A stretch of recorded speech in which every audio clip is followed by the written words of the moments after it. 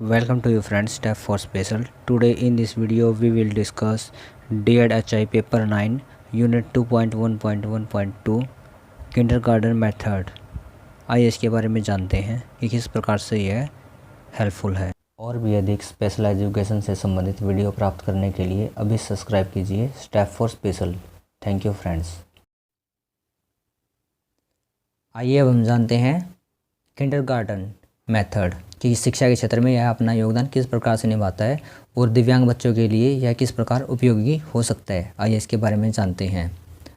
यह एक German term है जिसका अर्थ होता है बच्चों का बगीचा।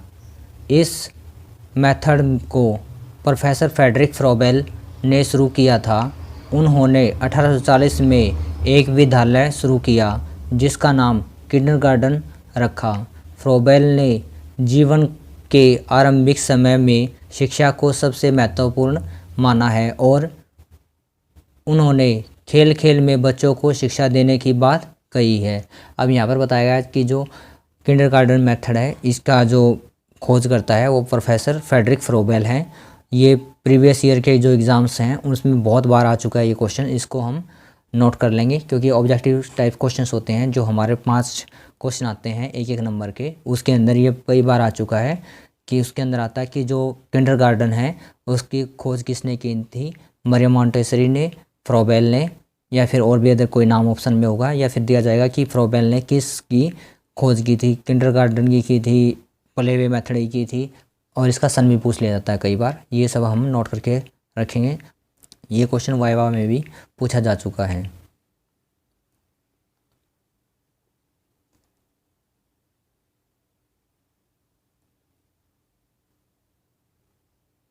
आइए इसमें आगे जानते हैं। उनकी शिक्षा के कुछ निम्न सिद्धांत इस प्रकार से हैं। अब यहाँ पर बताया गया कि जो उन्होंने स्कूल स्टार्ट किया था किंडरगार्टन के नाम से 1840 में, उसके अंदर जो शिक्षा दी जाती थी वो कुछ निम्न सिद्धांतों के आधार पर बच्चों को शिक्षा दी जाती थी जिससे बच्चे शिक्षित होते थे और अपने जो ज्ञान है उसको अपनी रुचि और एक्टिविटी के थ्रू सीखते थे। यहाँ पर बताया गया। आइए इनके बारे में जानते हैं। फर्स्ट दिया गया है बच्चे को उसकी विकास के अनुसार शिक्षा देनी चाहिए। किंडरगार्टन विधि का यह सिद्धांत यह बताता है कि बच्चों को शिक्षा देते समय विकास के नियमों को ध्यान रखना चाहिए, यानी बच्चों का पाठ्यक्रम उनके मानसिक विकास, शारीरिक विकास के अनुसार होना चाहिए। अब यहाँ पर बताया गया कि जो बच्चों को एजुकेशन दी जाती है वह उनके मानसिक और फिजिकल और मेंटल लेवल को ध्यान में रखते हुए उनको शिक्षा देनी चाहिए ताकि बच्चे का जो विकास है, जो एजुकेशन प्रोसेस है वो अच्छे से हो सके। ये यहाँ पर बताए गए हैं इसके अंदर। आइए इसमें आगे जानते हैं। बच्चे शिक्षा को मनोरंजन के साधन के रूप में लें। इसके विपरीत अगर इन बातों को ध्यान में न रखा जाएगा तो शिक्षा बच्चों को बोझ लगेगी जिससे उनकी रुचि भी धीरे धीरे समाप्त हो जाएगी, जिसके कारण उनका बचपन दब जाएगा। यहाँ पर ये बताया गया कि अगर बच्चों को खेल विधि के अकॉर्डिंग अगर हम इंटरटेनमेंट के साथ अगर शिक्षा देते हैं तो बच्चे अच्छे से सीख पाते हैं, और अगर बच्चों को इस प्रकार से शिक्षा नहीं दी जाएगी तो बच्चे जल्द ही बोर होने लगेंगे और शिक्षा को बोझ समझने लग जाएंगे। और जो शिक्षा से एक जी चुराने की बात है जो बच्चों के अंदर अक्सर हमें देखने को मिलती है कि पेरेंट्स की शिकायत आती है कि बच्चा पढ़ाई नहीं कर रहा है। ये सब जो सिचुएशंस है जो कि बिहेवियर इशू हैं बच्चों के अंदर डेवलप हो जाएंगे और बच्चा जो बचपन में ही दब जाएगा और उसका ओवरऑल डेवलपमेंट या बच्चे का सही प्रकार से शारीरिक और मानसिक विकास नहीं हो पाएगा। ये यहाँ पर बताया गया है। आइए अब जानते हैं second point. Creative self activity through social participation should be a very important place in teaching. आइए इसमें क्या बताएगा जानते हैं। किंडरगार्टन मेथड में शिक्षक की भूमिका एक मालिक के जैसी होती है जो कि ऐसा वातावरण तैयार करता है जिसमें बच्चे आसानी से और अधिक से अधिक अधिगम कर सके। अब यहाँ पर जो बताया गया है कि बच्चे के लिए टीचर को इस प्रकार का वातावरण तैयार करना होता है कि वह आसानी से अपनी रुचि के अकॉर्डिंग अधिगम प्राप्त कर सके। ये यहाँ पर बताया गया है। आइए इसमें आगे जानते हैं। फ्रेंड्स, यह वीडियो आपके लिए अगर स्पेशल एजुकेशन में हेल्पफुल रही है तो please like share and subscribe और अपना कमेंट अवश्य दें। Thank you friends. आइए इसमें जानते हैं आगे क्या बताया गया है।